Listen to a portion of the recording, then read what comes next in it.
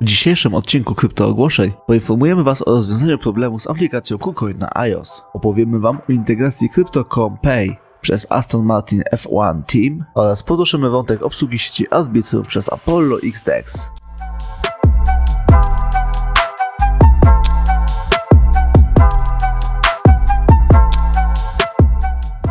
Witam Was serdecznie na kanale Kryptoogłoszeń, przed nami kolejna dawka informacji. Na wstępie tylko chciałbym przypomnieć, że nie znajdziecie tutaj porad inwestycyjnych, bo takie należy udać się do specjalisty. My tylko wyrażamy nasze subiektywne zdanie, tak więc nie przedłużając, zaczynajmy. Huobi nawiązuje kolejną współpracę. Hamsterbot staje się kolejnym partnerem giełdy założonej w Chinach. Huobi zaprasza entuzjastów kryptowalut do korzystania z automatyzowanego systemu tradingu. Aktualizacja adopcji Chainlink. W zeszłym tygodniu Chainlink przeprowadził 12 integracji swoich usług. Integracja odbyła się w 4 różnych sieciach. Pośród tych sieci znalazły się sieci Arbitrum, BNB Chain, Ethereum oraz Polygon. We wczorajszym odcinku kryptoogłoszeń informowaliśmy Was o problemie występującym w aplikacji KuCoin na iOS. Wychwycony błąd został już naprawiony. Użytkowników systemu iOS zachęcamy do aktualizacji aplikacji do wersji 3.67.2 w App Store. Aukcja Alaska TJLP została zakończona. Organizatorom aukcji udało się sprzedać 100 NFT-ków dodatkowo. Tencent informuje, że zostanie spalonych ponad 400 000 tokenów, które pochodzą z licytacji oraz przedłużenia subskrypcji TJLP. Szczęśliwcy, którym udało się wygrać licytację, już dziś mogą odebrać zakupione NFT z marketplace'u Tencent. #Wallet lubi wspierać projekty społecznościowe. W swoim wpisie na Twitterze #Wallet przedstawia projekt Claimis. Projekt Claimis działa z grami DeFi oraz NFT. Na koniec wpisu załącza link tego projektu. Jest to miejsce, w którym zostały zebrane wszystkie najpotrzebniejsze linki, które poprowadzą m.in. do strony internetowej i mediów społecznościowych tego projektu. Osoby zainteresowane zachęcamy do zapoznania się z projektem Claimis. Klejty informuje o uruchomieniu Centrum Badawczego Blockchain. Wspomniane Centrum Badawcze pracuje nad zapewnieniem przejrzystości oraz otwartości. Centrum Badawcze Blockchain ma zamiar umożliwić udział zewnętrznym podmiotom w ich otwartych badaniach. 5 września Binance informował o zawieszeniu wpłat i wypłat dla tokenów Ethereum na sieciach Arbitrum oraz Optimism. Wczoraj Binance poinformował o przywróceniu możliwości wpłat i wypłat dla tokenów Ethereum na wspomnianych sieciach. KuCoin planuje kolejne AMA. Dzisiaj o godzinie 15 czasu polskiego odbędzie się AMA z projektem Lossless. Podczas AMA organizatorzy przewidują rozdanie 9000 tokenów LCC. AMA odbędzie się na telegramie giełdy KuCoin. Link do telegrama został załączony do tweeta. Aston Martin F1 Team informuje o możliwości zakupu przedmiotów ze swojego oficjalnego sklepu przy pomocy Crypto.com Pay. Używając tego rodzaju płatności, klienci będą mogli dokonywać płatności przy użyciu swojej ulubionej kryptowaluty oraz dodatkowo otrzymają zwrot w wysokości 2% kwoty zakupu.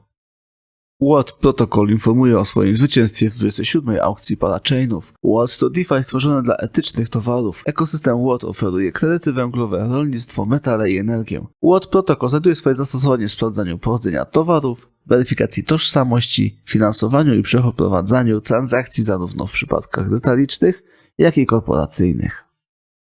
Apollo XDEX rozpoczyna obsługę sieci Arbitrum. Apollo XDEX zostało zintegrowane z wielołańcuchowym ekosystemem Apollo XDEX. Użytkownicy mogą już teraz łączyć swoje portfele sieciami BNB Chain, Ethereum oraz Arbitrum na Apollo XDEX.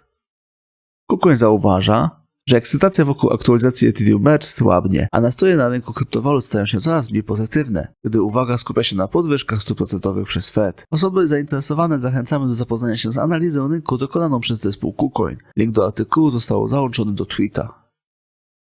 Aston informuje, że podczas pierwszego dnia Berlin Blockchain Week ich CTO dołączył do liderów z branży Web3, aby otwarcie porozmawiać o własności danych. Hong Kin dołączył również do dyskusji dotyczącej przyszłości NFT na Polkadot. Binance pomimo warunków rynkowych wciąż poszukuje obiecujących projektów, w które można zainwestować. Jeśli jesteście zainteresowani poznaniem przyszłych planów Binance Labs Fund, to zapraszamy do sprawdzenia artykułu, w którym głos zabrał współzałożyciel Binance Yi He. Nexo jest niezwykle zadowolony z możliwości wzięcia udziału w wydarzeniu Token 2049 w Singapurze. Jest to wydarzenie definiujące przestrzeń kryptowalut. Podczas tego wydarzenia pojawią się najbardziej wpływowe osoby z branży. Zespół Nexo będzie można znaleźć na stoisku M65. Sky przedstawia zwycięzców konkursu organizowanego przy użyciu platformy Gleam. Lista zwycięzców została opublikowana na telegramie Smart Key News.